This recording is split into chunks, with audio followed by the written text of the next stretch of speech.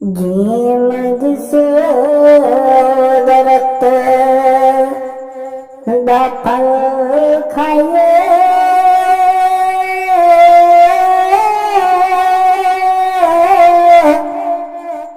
ते ओ सुक जावे ओनू वडिए ना मैनू यार कहिए दे नाल रहिए जग दे तने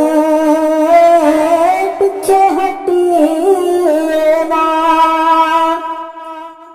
ते जदों पड़े ते जदों पंडे पड़े विचार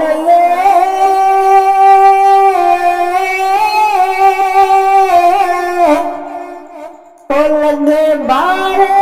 भवे ओनू सटिए ना मोहम्मद बूटे आ मिले जे यार सुनी झूठे झूठ लिए अल्फ इस पर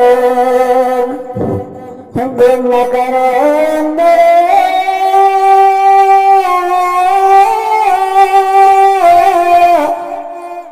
डिठे वसदे कोठड़ी जान वाले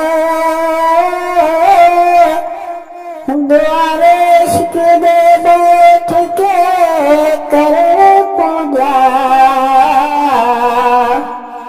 डिठे हाफिज खास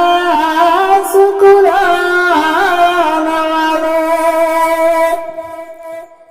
ते सुनी साल ते